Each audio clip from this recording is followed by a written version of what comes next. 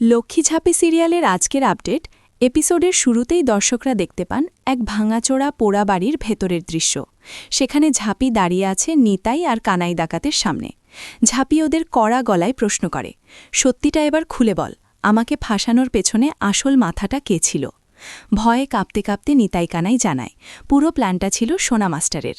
চালখোলায় ডাকাতির কাজটা করার নির্দেশ ওরাই সোনা মাস্টারের কাছ থেকেই পেয়েছিল।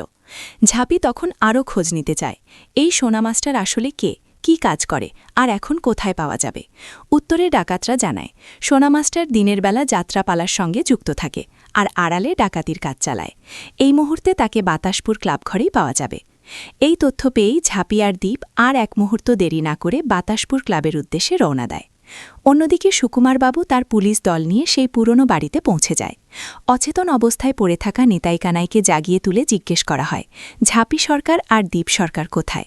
ডাকাতরা জানায়, দুজনেই সোনা মাস্টারকে ধরতে বাতাসপুর ক্লাবঘরে গেছে। এরপর দৃশ্য বদলে আমরা পৌঁছে যাই বাতাসপুর ক্লাবে। ক্লাবের সামনে উপচে পড়া ভিড়, কারণ সেখানে চলছে যাত্রাপালার আয়োজন। চারদিক উৎসবের আমেজে ভরা। এই ভিড়ের মধ্যেই ঝাঁপি দ্বীপকে বলে, আর যে করেই হোক সোনা মাস্টারকে ধরতেই হবে। যাত্রাপালার মঞ্চে শুরু হয় দক্ষিণ নারায়ণ আর বনবিবিকে নিয়ে অভিনয়। বনবিবির সংলাপ শুনে ঝাঁপির সন্দেহ আরও জোরালো হয়।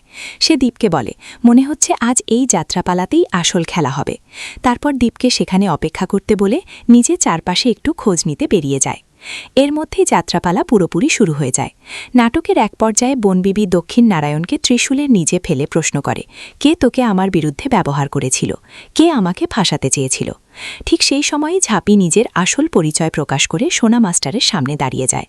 সে জানায়, চালখোলা ডাকাতির মাধ্যমে তাকে ফাঁসানোর চেষ্টা করা হয়েছিল, আর এই ষড়যন্ত্রের নেপথ্যে ছিল সোনা মাস্টারই। ঝাঁপি জোর দিয়ে জানতে চায়, কার কথাই এই কাজ করেছিলিস?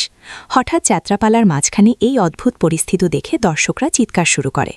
ঝাঁপি তখন সবাইকে জানিয়ে দেয়, যাকে আপনারা যাত্রাশিল্পী সোনা মাস্টার বলে চিনছেন, সে আসলে একজন কুখ্যাত ডাকাত। ঠিক তখনই পুলিশ নিয়ে হাজির হন সুকুমারবাবু। তিনি ঝাঁপি আর দ্বীপকে তীব্র ভাষায় বলেন, পুলিশ হেফাজত থেকে পালিয়ে আবার নাটক করতে এসেছ? এই কথা বলেই দুজনকে গ্রেফতার করে নিয়ে যাওয়া হয়। এরপর পরের দৃশ্যে আমরা দেখি আদালতের ভেতরের চিত্র। সরকারি পক্ষের আইনজীবী আদালতে অভিযোগ তোলে, ঝাঁপি সরকার নাকি লক্ষ্মী ঝাঁপি ফিনান্স অফিসের নামে ডাকাতদের টাকা সাদা করত। শুধু তাই নয়, জেল থেকে বের করে এনে ডাকাতদের খুন করার হুমকিও দেওয়া হয়েছিল। সংশোধনাগারে পাঠানোর পর তার স্বামী দ্বীপ সরকার মাঝপথ থেকে ঝাঁপিকে ছিনিয়ে নিয়ে যায় বলেও অভিযোগ করা হয়। সব অভিযোগ শোনার পর বিচারক ঝাঁপিকে আত্মপক্ষ সমর্থনের সুযোগ দেন। ঝাঁপি স্পষ্ট ভাষায় বলে, নিজেকে নির্দোষ প্রমাণ করতেই সেই সব করেছে, অন্য কোনো উদ্দেশ্য ছিল না। দ্বীপও আদালতে জানায়, বিনা তদন্তে একজন নিরাপরাধ মানুষকে জেলে পাঠানো হলে চুপ করে থাকা যায় না। নিজেদের বাঁচাতেই তারা বাধ্য হয়ে এই পথ নিয়েছিল। এমনকি বাতাসপুর ক্লাবে যাওয়ার কারণও ছিল সোনা মাস্টার নামে এক ডাকাত, যাকে দিয়ে তাদের ফাঁসানোর চেষ্টা করা হচ্ছিল। এই কথাই বিচারক সুকুমার বাবুর দিকে প্রশ্ন ছুড়ে দেন, এই মামলায় সোনা মাস্টারের নাম আগে কেন জানানো হয়নি? সুকুমার বাবু তখন বলেন, তদন্তে তার সরাসরি ভূমিকা ধরা পড়েনি বলেই বিষয়টি জানানো হয়নি। এরপর সোনা মাস্টারকে সাক্ষীর কাঠগড়ায় তোলা হয়। বিচারকের প্রশ্নে সে জানায়, কে তাকে এই কাজের জন্য প্ররোচনা দিয়েছিল সে ঠিক জানে না। একদিন এক অচেনা লোক তার বাড়িতে এসে 2 লক্ষ টাকা দেয় এবং চালখোলায় ডাকাতির নির্দেশ দেয়। সেই টাকা লক্ষ্মী ঝাঁপি ফিনান্স অফিসে জমা দিতে বলা হয়েছিল। আইনজীবী প্রশ্ন করেন, সেই লোকটিকে দেখলে চিনতে পারবে? সোনা মাস্টার জানায়, সামনে এলে সে অবশ্যই চিনতে পারবে। এরপর তাকে স্কেচ আঁকার জন্য পাঠানো হয়। এই সময় আদালতের এক কোণে বসে ঝুমা মনে মনে অস্থির হয়ে পড়ে। কোর্টে ফোন করা নিষেধ হলেও সে চুপি চুপি ইনকাকে ফোন করে, জানায় কেসের মোড় ঘুরে গেছে, সোনা মাস্টার ধরা পড়েছে।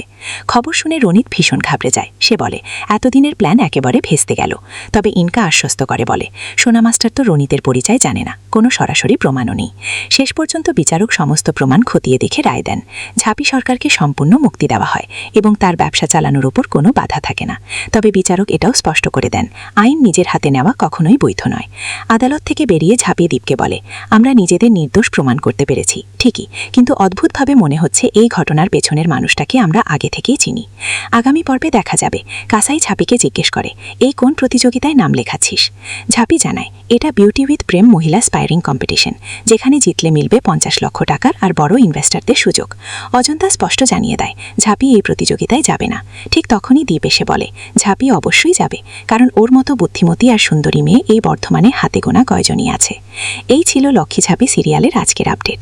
ভিডিওটি যদি ভালো লাগে তাহলে একটি লাইক করবেন আর এরকম আরও সিরিয়ালের আপডেট পেতে চ্যানেলটিকে সাবস্ক্রাইব করে রাখবেন।